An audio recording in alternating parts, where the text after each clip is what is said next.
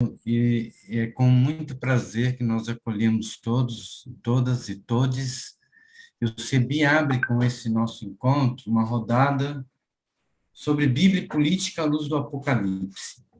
Isso nasceu de algumas conversas entre nós e olhando esse cenário que nós estamos enfrentando, políticas de violência, crise e tantos discursos, né? Como ler o Apocalipse, como é que o Apocalipse, com a sua linguagem lá nas primeiras comunidades, pode nos revelar o que está por detrás de muitos dos discursos de lá e nos nossos discursos aqui, onde mais aparece a mentira e a falsidade. A resistência política no livro do Apocalipse, onde está? Qual a mensagem do livro do Apocalipse para os nossos tempos e para os tempos de perseguição, opressão e de medo? O que está escondido? Por que ficar escondido? Por que os sigilos das coisas? Como alimentar a esperança em tempos de crise? Como manter a esperança? Como encantar e defender a vida? Como comunicar a esperança? Então, hoje nós abrimos esses encontros com o sentido de buscar a esperança em tempos de crise e da política que está sendo destruída e do cenário que a gente tem que apostar na esperança e sermos teimosos pela esperança. Ô, Múria, me peguei aqui pensando o seguinte: é comum a gente escutar que por aí, né, que a religião, política, futebol, cada um tem o seu time, e a gente não discute sobre isso.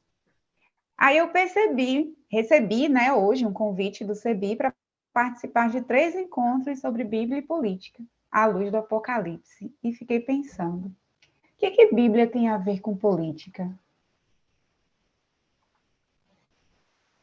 Carol, eu também recebi esse convite, sabe? Eu penso que tem muita coisa a ver, porque conforme as memórias dos evangelhos, Jesus disse: Eu vim para que tenham vida. E para ter vida é preciso comer bem, morar bem, beber água limpa, respirar ar sem poluição, relacionar-se com confiança, sem violência, em situação de igualdade, ter local para trabalhar com dignidade, ter liberdade para dizer o que pensa, viver a sua individualidade, a sua religião, a sua cultura. Assim, ter vida tem a ver também com acesso a políticas públicas e defesa de direitos para quem precisa. Porque Jesus diz também que veio para quem precisa de médico. E o Evangelho da Comunidade de Mateus nos lembra que todas as vezes que damos comida a quem tem fome, água a quem tem sede, casa para quem está desabrigado ao relento, roupa para quem está nu, e olhamos para a realidade das pessoas doentes e presas, é para Jesus que a gente faz isso tudo. Então, Carol, e todo mundo, o Evangelho tem estômago e tem corpo. É, Múria, penso que é isso mesmo. Aí é Jesus, né, defendendo os direitos humanos. Por falar em direitos, estou me lembrando aqui da forma que o direito pode ser utilizado por grupos dominantes, né, das mais diversas formas.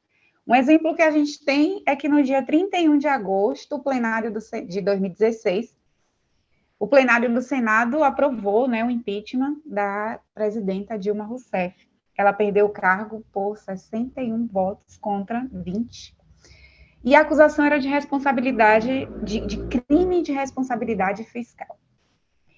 Ela foi impedida de continuar sendo presidenta do Brasil, e sabemos que isso foi um golpe à nossa democracia, que é tão frágil. No dia da votação para expulsar, né, a presidenta, muitos deputados e deputadas diziam e repetiam que estavam votando por Deus, pela família, e votavam assim. E nessa ocasião, segundo uma pesquisa que foi feita, né, e mostrada no G1, o nome de Deus ficou entre os mais falados na votação do impedimento. E depois ainda falam que política e fé não se misturam, né? Ih, Carol, mistura demais. Quem é que não escuta por aí o lema Brasil acima de tudo, Deus acima de todos? A questão é que, apesar de um mote tão religioso, fica cada vez mais visível para parte da população brasileira que a atual presidência e seu núcleo ideológico não representam valores cristãos no mundo público, em canto nenhum.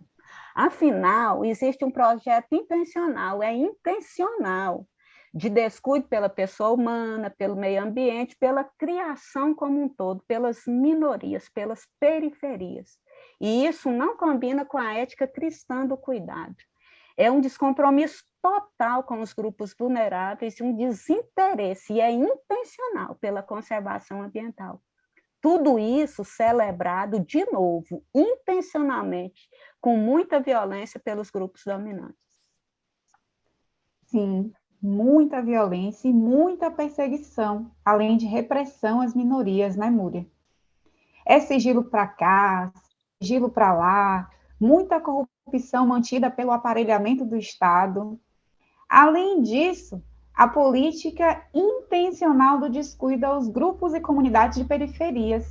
E isso é tanto que, conforme pesquisa publicada no Notícias UOL, no dia 14 de setembro, essa semana, né, a fome no país é maior em lares com crianças abaixo de 10 anos.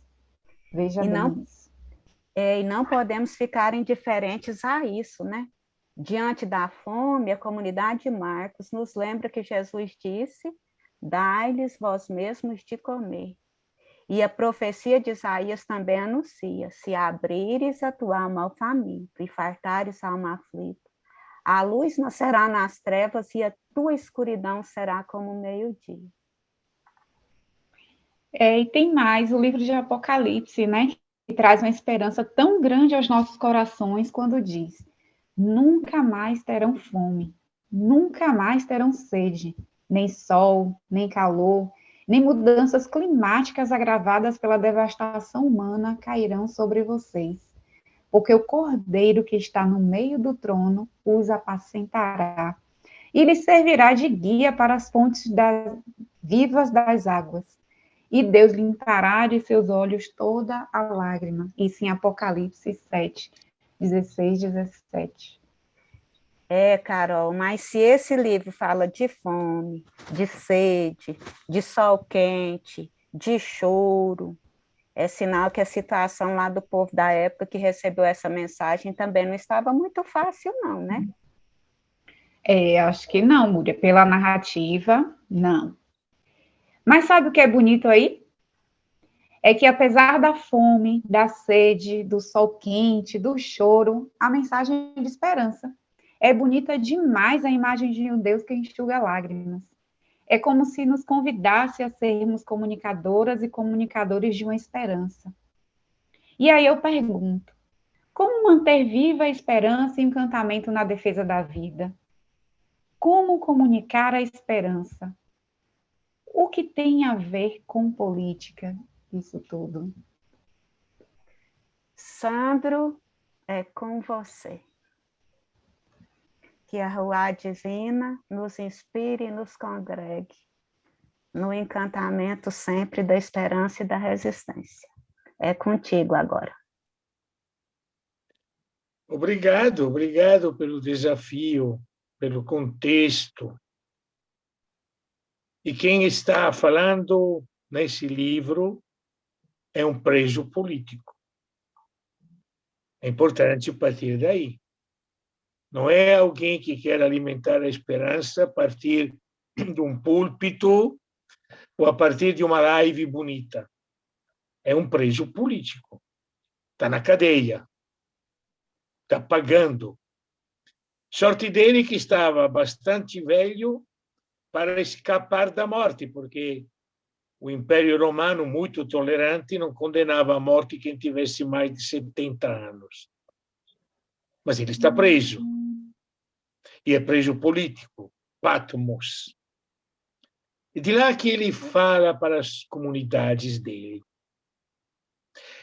E mesmo que ele chame de Apocalipse, começa assim o livro, por isso ficou com esse nome, na realidade, ele insiste, mas insiste muito em dizer que não é um apocalipse, é uma profecia.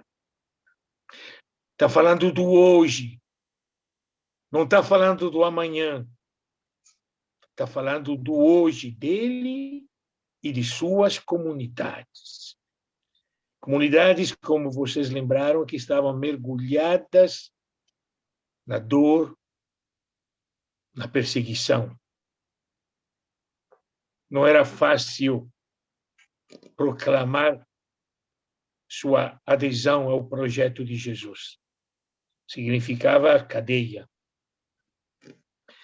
E aí, João, dentro da cadeia, querendo falar conosco, com as suas comunidades, ele vai trabalhar um livro partindo da linguagem dos sinais, dos símbolos,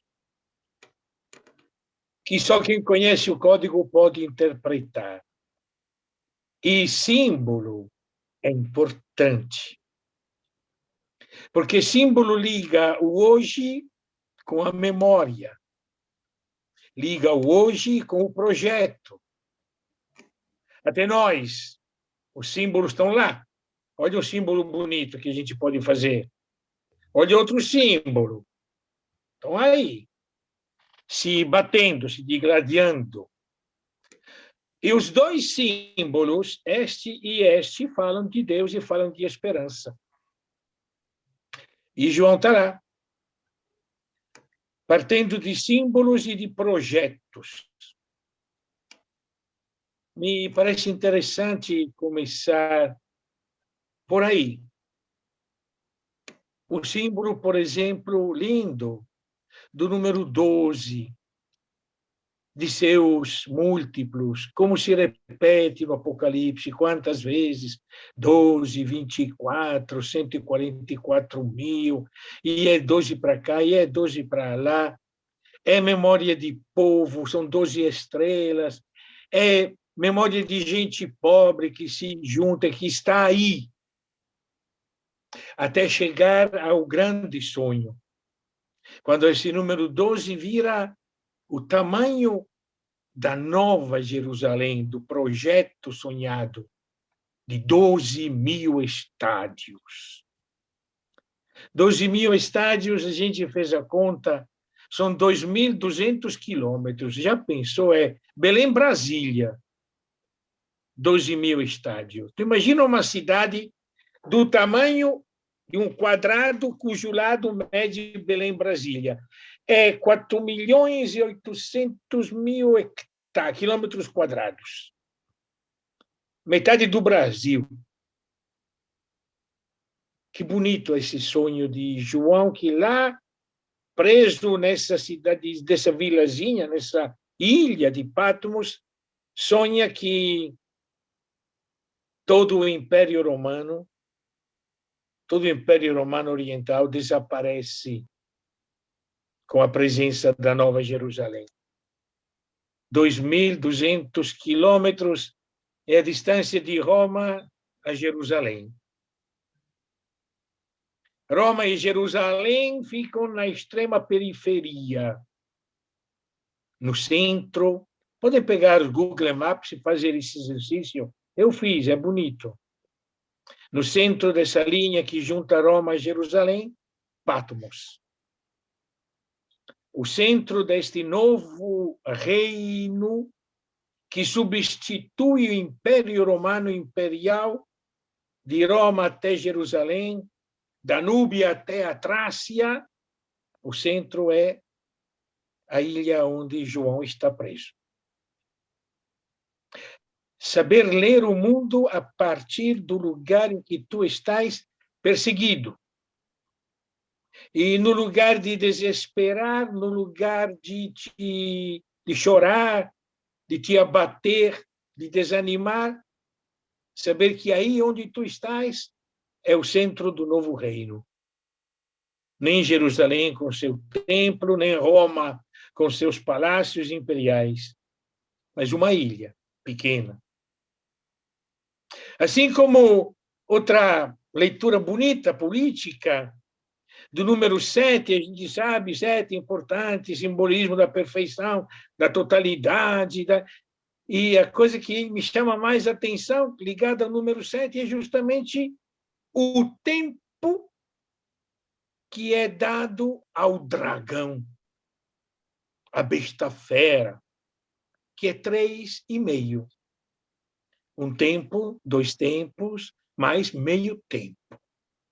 Ou 1.260 dias, faz a conta, são 3 anos e meio. Ou 42 meses. Apocalipse insiste, mas insiste mesmo com este número. O tempo do poder opressor nunca vai chegar a 7. Na melhor das hipóteses, vai chegar a 3,5. 7 é o número nosso, da vitória, do Cordeiro, da nossa vitória. Aliás, quem revela isso é outro perseguido. É o Cordeiro que está lá, morto de pé.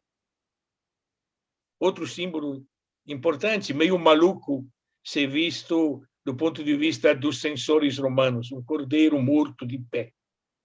Mas para nós é o símbolo fundamental, é a referência central. E aí, João, falando em política, nos apresenta a metodologia. Porque política significa caminhar. Como?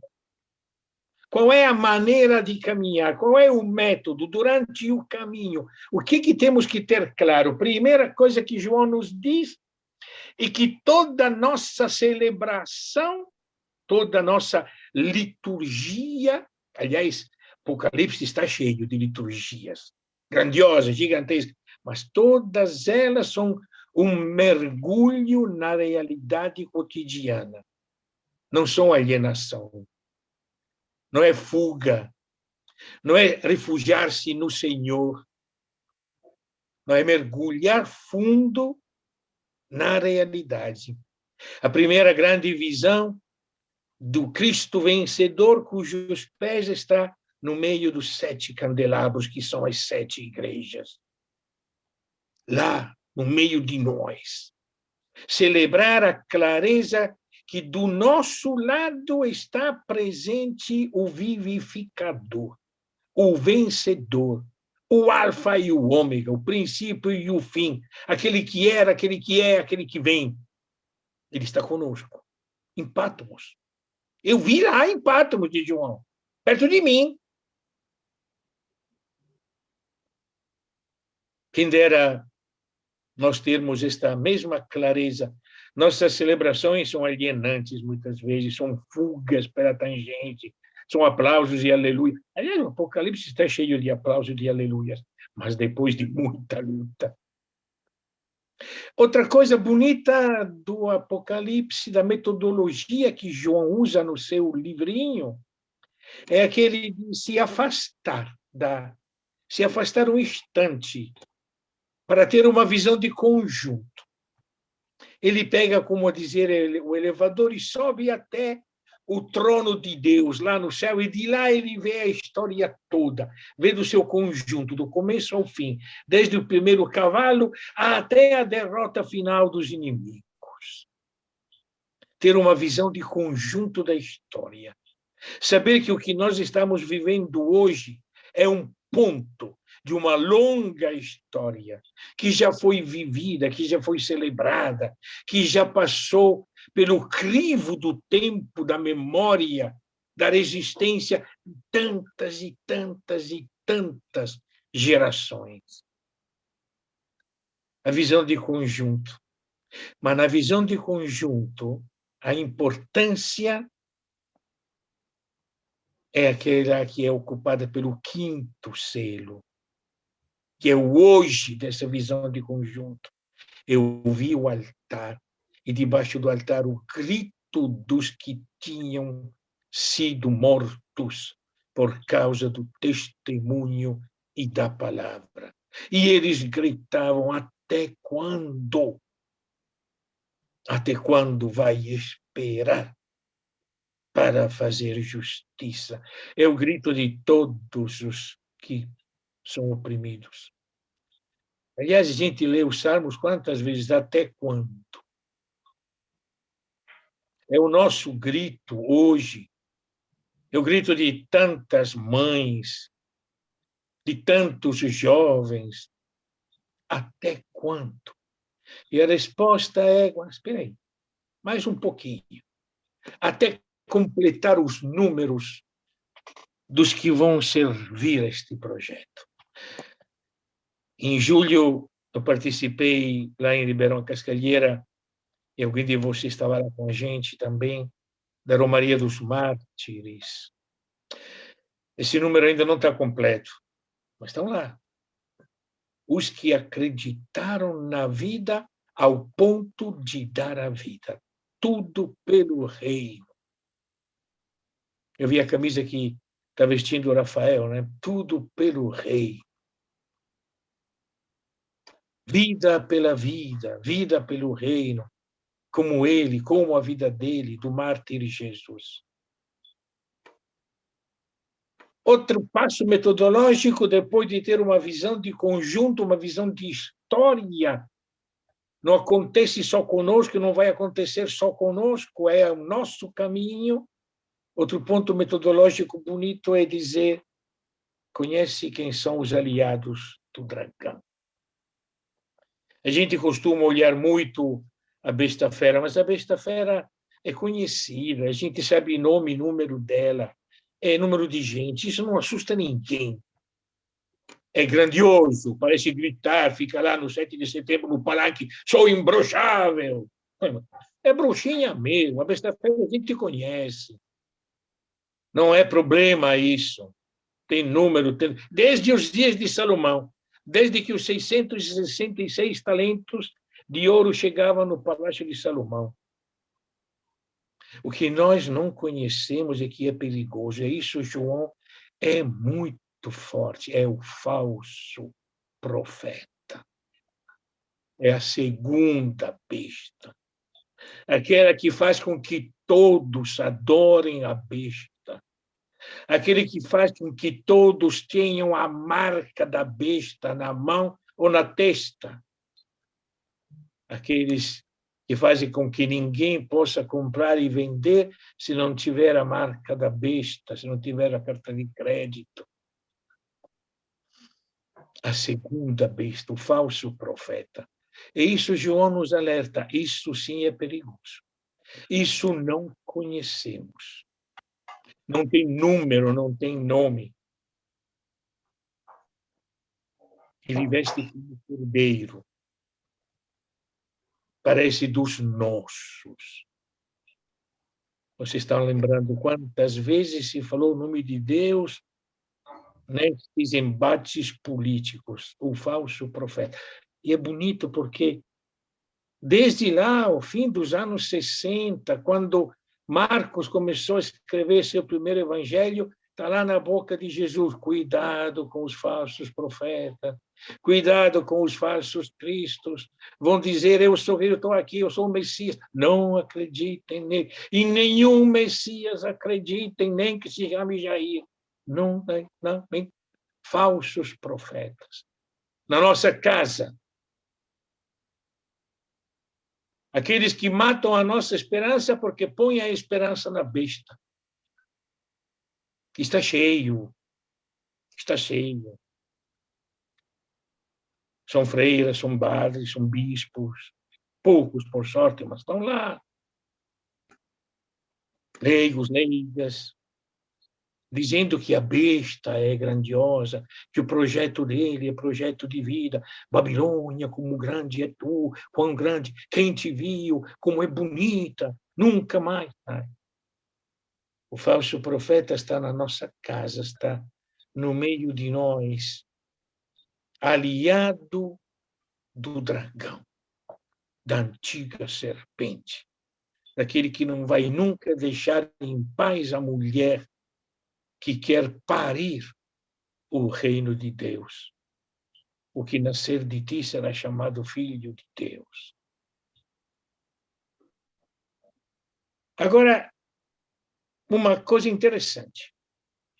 Lendo em chave política o livro do Apocalipse, uma certeza histórica que pode jogar abaixo nossas esperanças.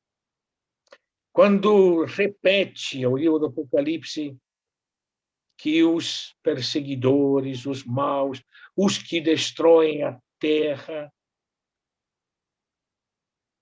mesmo depois das 7 trombetas tocadas pelos anjos divinos, mesmo depois das 7 taças derramadas da ira do furor de Deus, não se converteram de suas maldades. Essa leitura realista da história que começou naquele tempo lá, quando Javé disse a Moisés, vai ao faraó, eu sei que ele não vos deixará sair. Então, porque tu manda, Deus vai.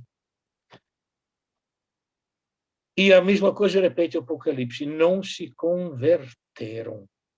Parece de escutar o Evangelho de João, a oração de Jesus depois da ceia, quando diz, pelo mundo eu não rezo. Não adianta. Não se convertem. Vai ter que ser pela nossa resistência, pela nossa força e pela nossa... as 10 pragas do Egito não converteram o faraó, as 7 taças, as 7 trombetas, que são mais do que 10, não convertem os que fazem o mal, os que querem a morte, os que destroem a terra, não se convertem. Por quê? Porque em todos estes projetos deles, sempre vai estar presente o mar e o templo.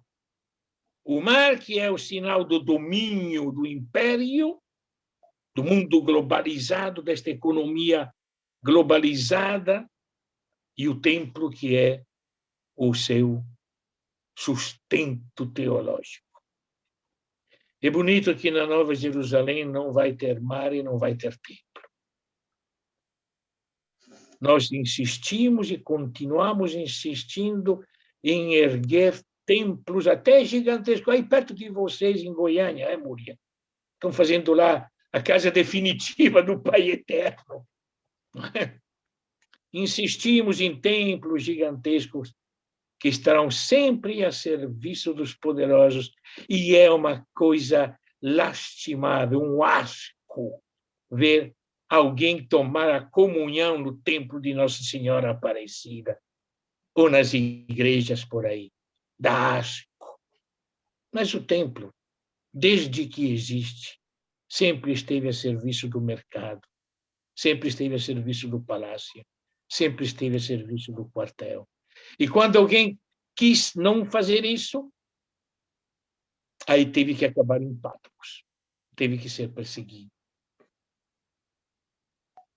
Onde estão os nossos pés? Este é outro ponto central da política. Talvez a parte mais importante, eu sempre insisto assim, a parte mais importante do Apocalipse sejam as 7 cartas iniciais, quando João escreve as suas igrejas.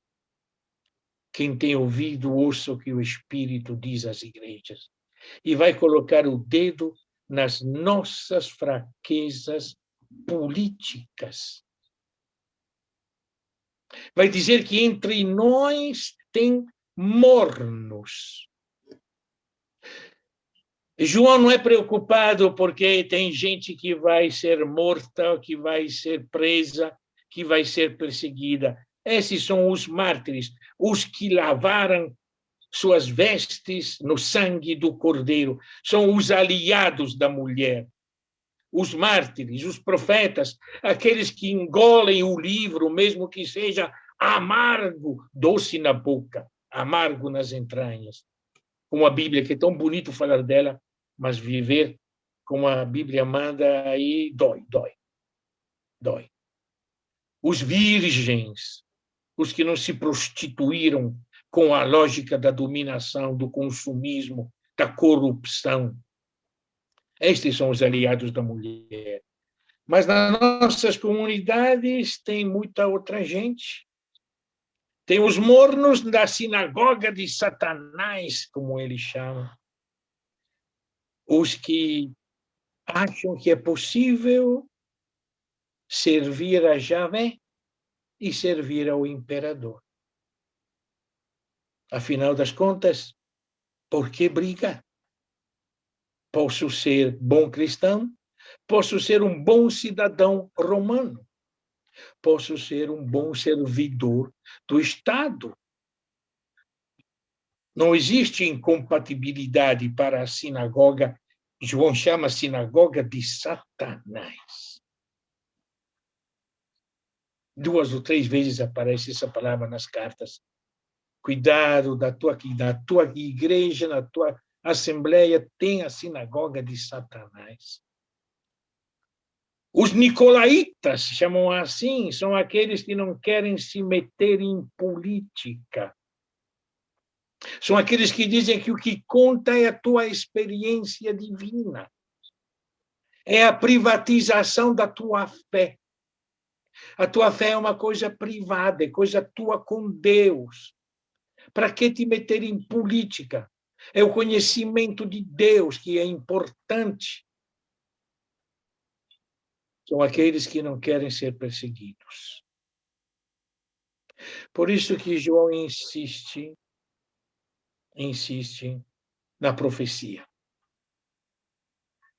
E para concluir, a última coisa para as nossas comunidades, se quisermos alimentar a esperança, não basta ter cuidado com a sinagoga de Satanás, não basta ter cuidado com os nicolaítas, que estão falsos profetas na nossa casa. Não temos que nos ajoelhar diante de ninguém. É a última coisa que João faz. E diante de tanta coisa bonita e tanta esperança, ele se ajoelha diante do anjo, levanta, não te ajoelhe diante de ninguém. Eu sou um servo como tu. Tu tens um único Senhor, é Deus. Não te ajoelhes diante de ninguém. São elementos, me parecem importantes para alimentar nossa resistência política hoje. Foi o que eu podia dizer para vocês e deixo para vocês com muita simplicidade. Saiu muitas coisas boas na sala, né? Muitas coisas boas mesmo. Mas as 2 frases que nós resumimos dessa forma. Diante da realidade, diante de toda essa fala que o Sandro falou, né? Tem muitas coisas que nós conversamos, mas a frase é a seguinte. Primeira, diante da realidade em que vivemos, não deixar cair a esperança e sustentar a fé. Uma frase. Segunda frase. É preciso resgatar a memória histórica. A memória histórica é uma brasa embaixo das cinzas e construir juntos um sonho coletivo. Gratidão, Reinaldo. Reinaldo, se tiver Oi. como, você coloca no chat, eu falo chat, viu, gente? Se tiver como, o Reinaldo e as pessoas, se tiver como colocar a frase no chat, é muito bom. Então, vou chamar a sala 2 para peneirar aqui. Sala 2.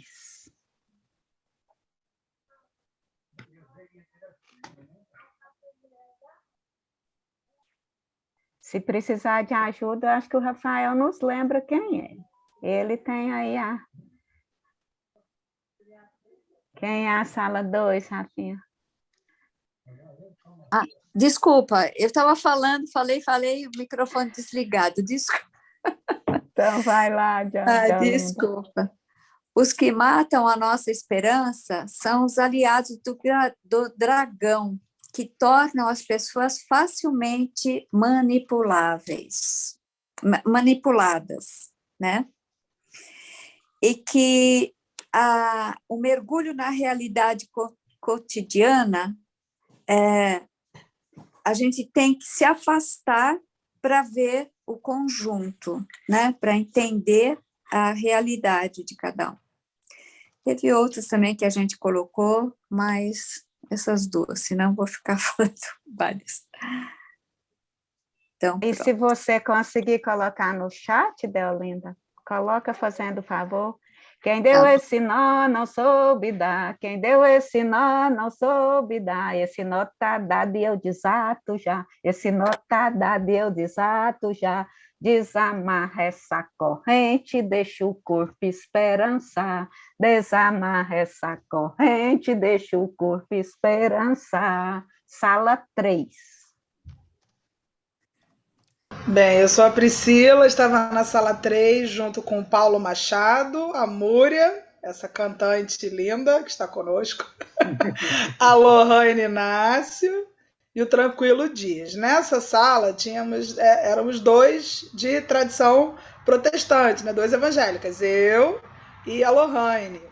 E aí o debate foi bem frutífero, bem interessante, e tentando sintetizar, posso dizer o seguinte: uma das primeiras questões que falamos é ler Apocalipse com os pés no chão da vida, né? Nos apropriar do texto a partir da nossa realidade, que a gente detectou que é muito difícil ouvir nas igrejas essa leitura, né, a partir do tempo presente. Sempre é uma coisa metafísica do futuro, enfim.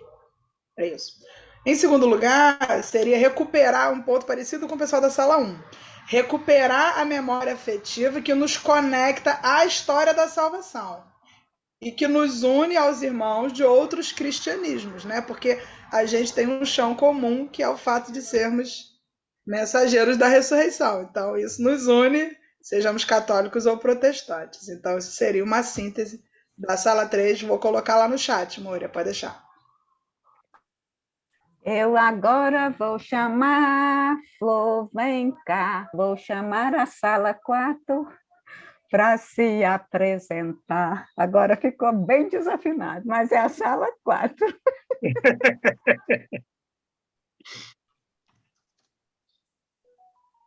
Assim, na organização da nossa sala, eu senti uma cilada, né? Porque eu fiquei junto de quatro mulheres, né? Maravilhosas, e elas mostraram a força delas colocando eu para falar.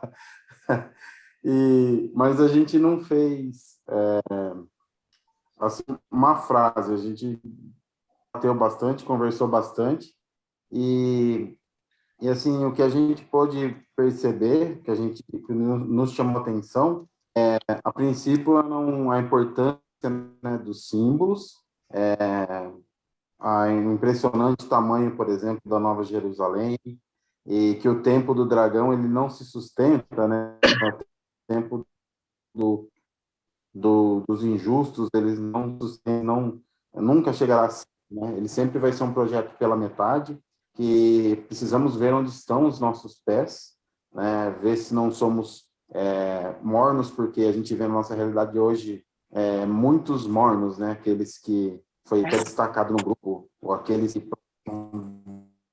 Deus, pátria e família, né? Que são os mornos da nossa atualidade. Alimentar a nossa esperança, perceber quem são os profetas de hoje, e se estamos, né, no caminho da profecia ou dos mornos, que as estruturas opressoras e limitadoras, ela geralmente, a esperança não vem desses lugares, aqui a esperança vem das organizações populares, da resistência popular. E também para a gente não se ajoelhar diante desses projetos que geram opressão, sejam eles políticos, sociais ou religiosos. Se mais alguém do grupo quiser completar.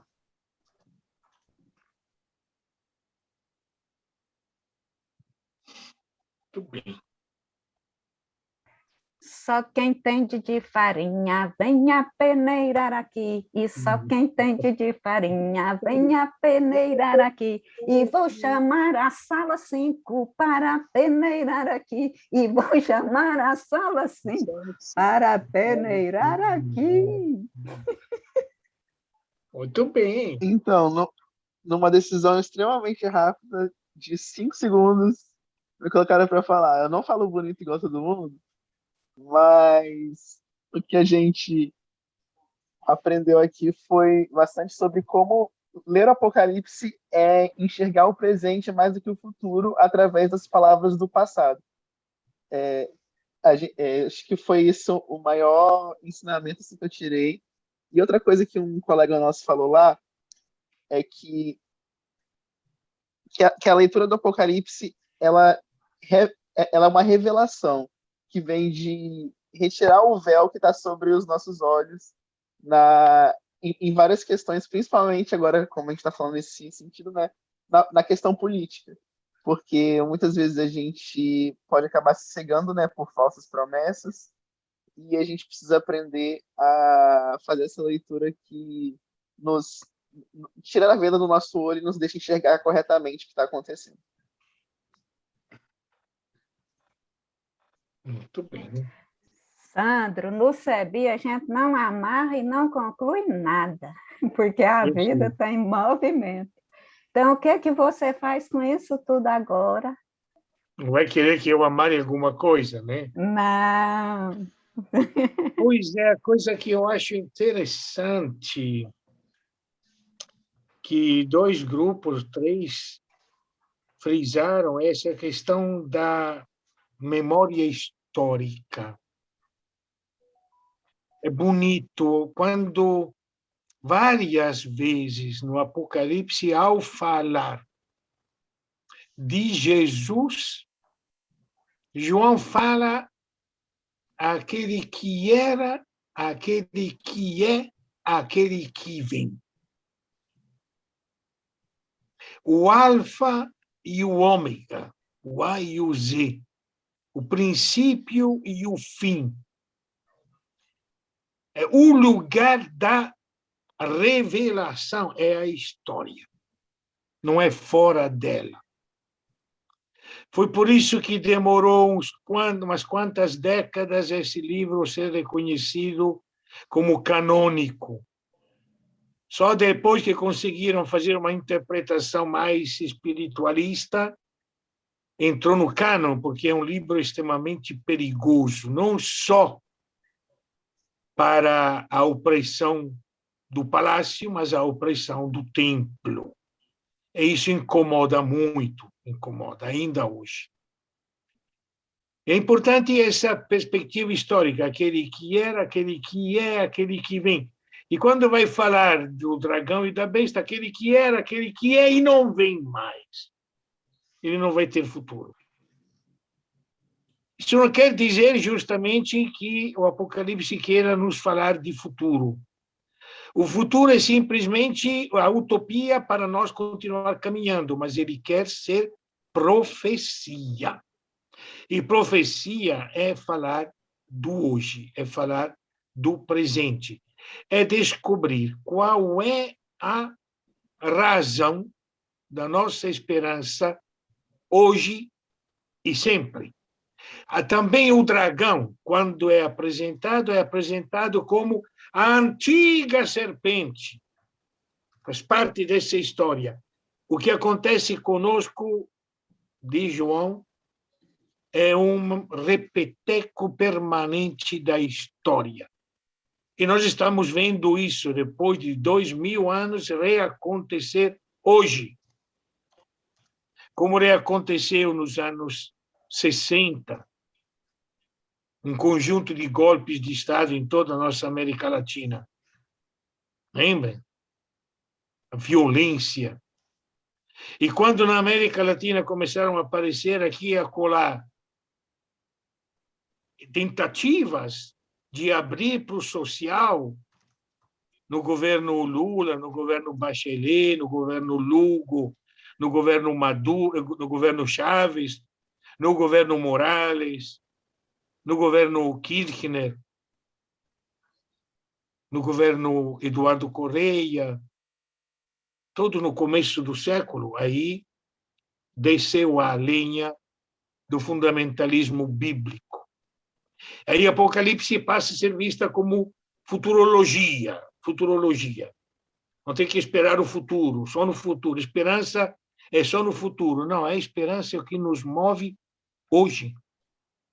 E me parece importante, neste momento, com vocês, lembrar o coração do Apocalipse. Talvez Da próxima vez, a nossa companheira vai aprofundar melhor isso, mas a razão da nossa certeza é que o filho que a mulher estava parindo e o dragão estava querendo devorar, na realidade está no colo do pai.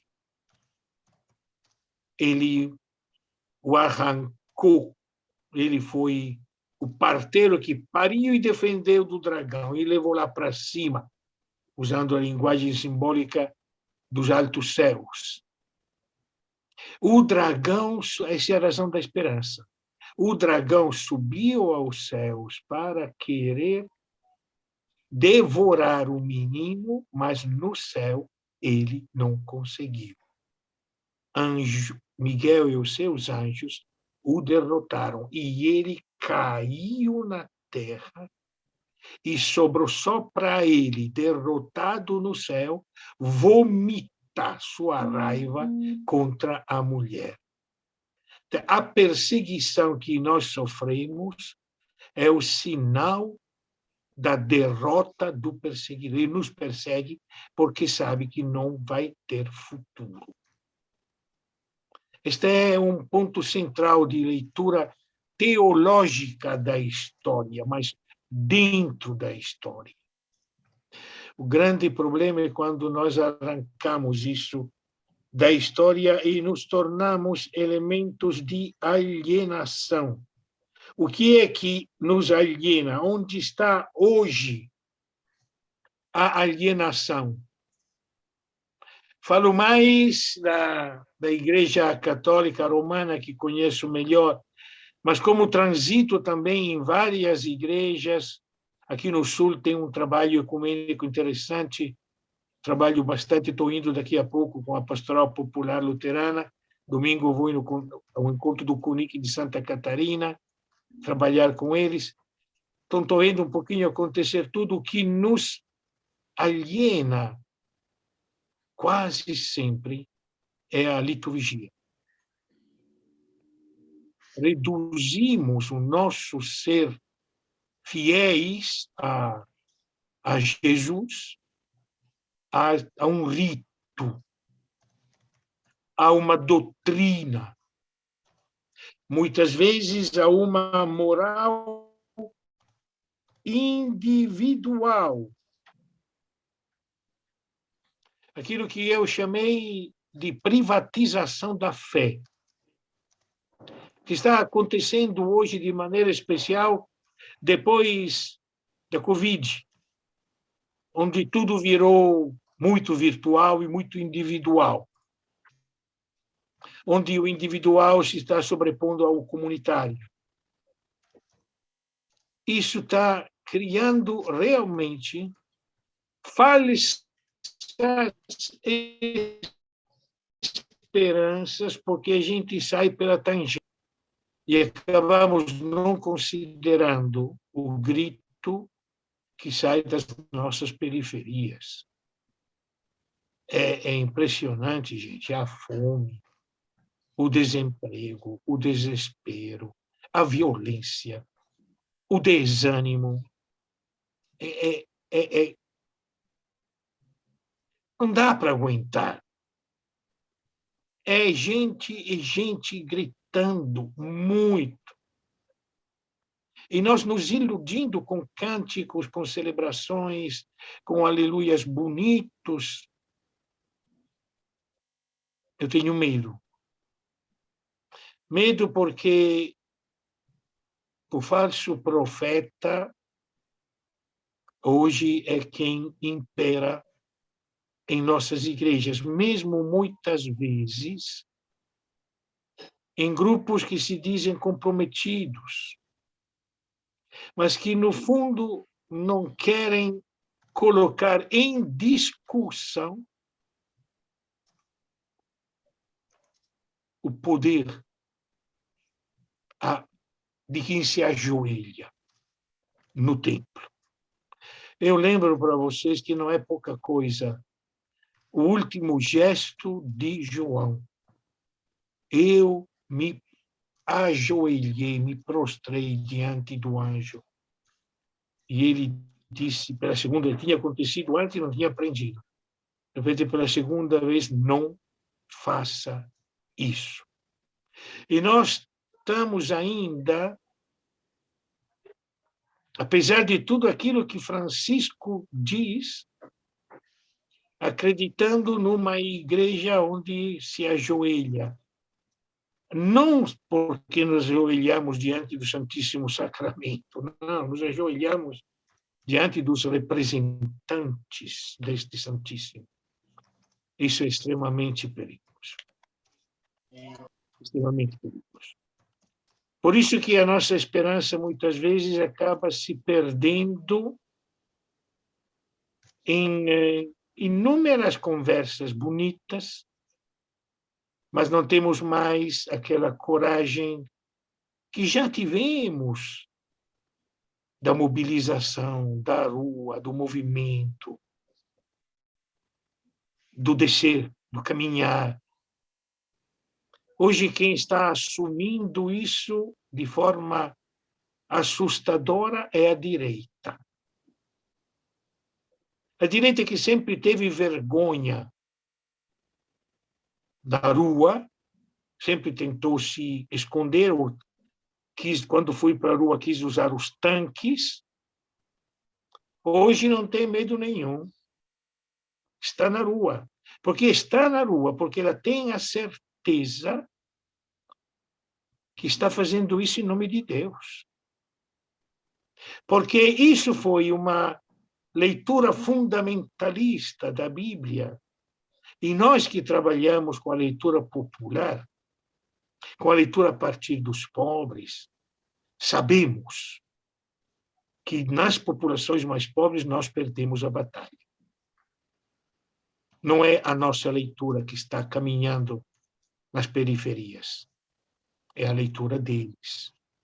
A leitura da teologia da prosperidade, a leitura de... Eles têm uma esperança gigantesca, só que é privada. A teologia da prosperidade é a privatização da esperança. Nós queremos uma esperança de todos, para todas, para todos. Nós queremos um caminho em que todas, todos, todas estejamos juntos, atrás desse cordeiro. E o que nós normalmente acabamos esquecendo é o ponto-chave do Apocalipse. O profeta é perseguido. Eu, João, me encontrava na ilha de Patmos a causa da palavra e do testemunho, do martírio. Nós falamos do Apocalipse muitas vezes, mas não somos perseguidos. Isso não nos dá mais autoridade, nos deixa assim meio que fazendo academia, bonitinha. Mas onde está o testemunho dos mártires? Eu me lembro o Casaldáliga que dizia que uma igreja que não celebra, não lembra, não vive os seus mártires, não é digna de ser chamada igreja. É bonito quando Francisco declara exemplos a ser seguidos, bem-aventurados, gente como Oscar Romero, gente como Henrique Angelelli, como Carlos, como Gabriel, como Venceslau, que não fizeram nenhum milagre, mas que são mártires pela fé, porque foram trucidados pelas ditaduras opressoras. Mártires pela fé. Nós ainda acreditamos, e ainda isso faz parte, pelo menos, da Igreja Romana, e é uma coisa séria, acreditamos que o cara tem que fazer milagres para poder... E acreditamos numa teologia da prosperidade, nós também. o nosso devocionismo. Pedimos as graças, fazemos procissões, pagamos promessas, fazemos um monte de orações. No fundo, podemos ficar discutindo se Maria é medianeira, não é medianeira, se é só Jesus. Mas qual é a diferença? No fundo, muitas vezes o que nós temos a propor é a intervenção salvífica de Deus. Ainda continuamos pensando num Deus que tem que resolver os problemas, e não existe esse Deus que resolve os problemas. Ele é história, ele está na história. Ele caminha e nós somos os 144 mil que estamos com ele, que temos a marca dele. E não temos a marca da besta. Então, o livro do Apocalipse realmente é uma profecia que nos chacoalha. E é sério quando João conclui dizendo, olha, a profecia levar a sério, viu? Que se alguém acrescentar alguma palavra a esta profecia, vai acrescentar todas as pragas que estão no livro. E se alguém tirar alguma palavra desta profecia, ele vai ser tirado da árvore da vida. Em síntese, quer dizer que nós podemos fechar a Bíblia toda e ficar com o Apocalipse. Tudo que precisamos saber é o que está no Apocalipse. É o caminho, é o como caminhar, é para onde ir, é como ir, é de onde partir, é como estar juntos, é fazer a memória, é celebrar a certeza que o centro do reino de Deus é uma ilha onde está preso o apóstolo João, onde estão os nossos mártires, onde estão aqueles que são desprezados, que são excluídos, que são marginalizados. Eu acredito que esta deveria ser a razão da esperança. A razão da esperança não é a certeza que vamos vencer. A razão da esperança é que no meio de nós está o vencedor, o morto que está de pé, e que nos diz, vocês vão morrer, não tem problema não. Vamos ficar de pé. Vocês vão lavar as suas vestes no sangue do Cordeiro. É uma lavanderia meio estranha, né? Porque sangue nenhum branqueia, mas é bonito. É lavar as nossas almas no sangue do Cordeiro. Nós o celebramos toda vez que celebramos a Eucaristia, mas quantas vezes essa Eucaristia é simplesmente um momento de alienação e não de compromisso.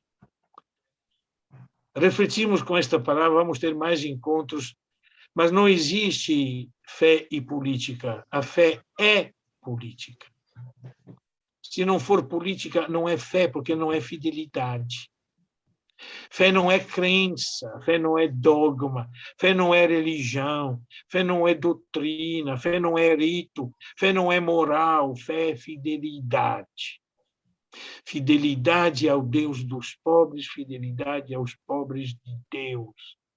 Como a gente se repete constantemente, toda vez que falamos da missão da CPT, a missão da igreja, fidelidade. E a fidelidade é provada pelo testemunho. E testemunho, em grego, todos nós sabemos, é martírio.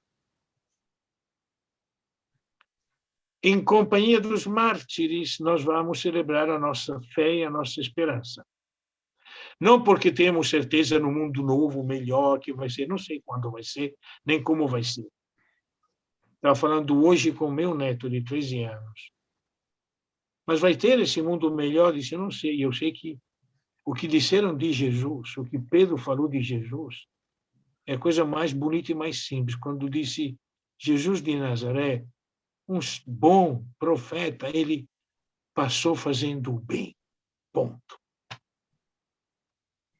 A esperança está no fato que nós passamos fazendo o bem. No que vai ser depois, que mundo vai ser, como é que vai ser. O bem é o nosso compromisso.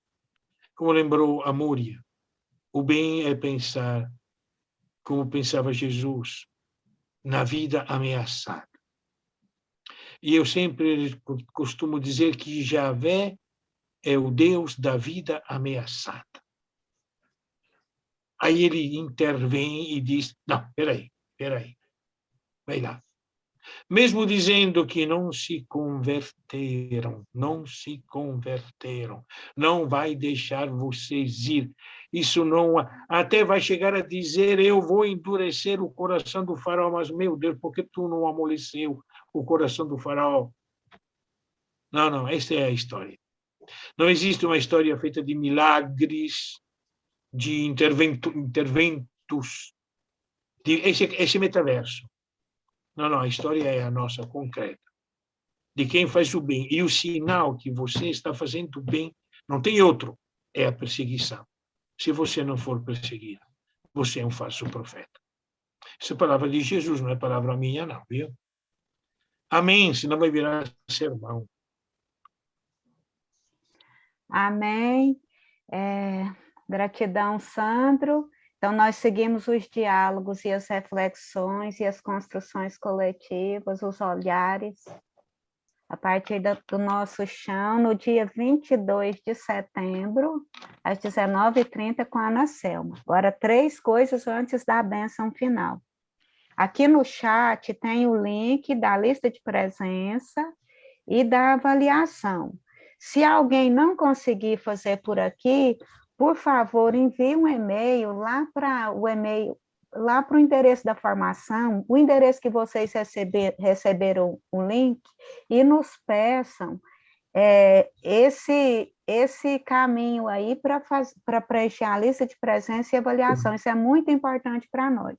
E a Fatinha tem também aqui uma fala sobre sugestão de publicação para a gente continuar refletindo sobre essa temática. Isso. Eu coloquei também um linkzinho aí no bate-papo e vou mostrar aqui um livrinho que se chama Apocalíptica nas canções de Chico Buarque. É de uma grande companheira nossa, do CEBI lá do Planalto Central, né, Distrito Federal, não sei como é que eles preferem ser chamados lá. E a Mônica, então, fez esse livrinho muito oportuno para a temática do Apocalipse e para o momento histórico que estamos vivendo. Então, com o Chico Buarque e com a Mônica, a gente sugere a leitura desse livrinho e poder dizer e cantar que, apesar de você, apesar dele, amanhã há de ser outro dia. Então, com esse livrinho, né, a gente, quem sabe, pode seguir aprofundando com nossos grupos. O CEBI tem mais livrinhos com a temática. No site do CEBI vocês encontram, mas esse é uma dica para o nosso primeiro encontro. Gratidão, Fatinha. Outra coisa, a gente fechou as inscrições um pouquinho antes de começar aqui, mas amanhã a gente abre de novo. Se vocês gostaram, conhecem mais pessoas que pensam que vão gostar da temática, pode convidar, que as inscrições continuam abertas, tá bom? Mais um só comunicado e vamos para a bênção mesmo. O CEBI também está com uma rodada de oficinas sobre práticas sustentáveis e consumo consciente. E a gente começou uma oficina com a Ana Selma, da Coordenação Estadual do MST Alagoas, a partir de projetos de sustentabilidade construídos a partir... Ana da Hora, falei Ana Terra, né? Ana da Hora. Projetos de sustentabilidade que se constrói a partir dos alimentos. O link para a inscrição também está nas redes do CEBI. Se vocês conhecerem alguém que se interesse, é muito importante também.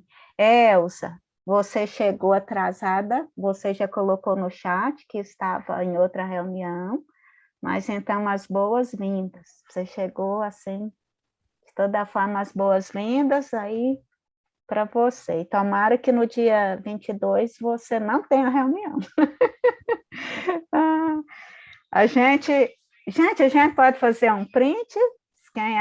Quem quiser abrir as câmeras, a gente faz um print para registro também.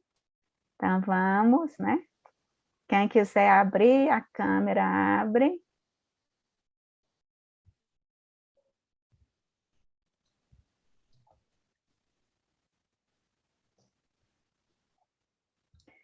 Pronto, eu aqui também printei, Fatinha também printou. E agora, nessa fala de resistência, de pés fincados na realidade, uma esperança a partir desse tempo real nosso, de leitura de contexto, de fidelidade, ou tentativa de fidelidade. A gente respira conjuntamente, assim, dá um respiro bem forte, e já vamos para a nossa bênção.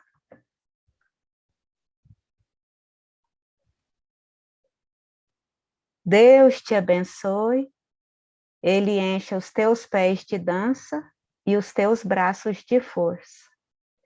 Ele encha o teu coração de ternura e os teus olhos de gargalhadas.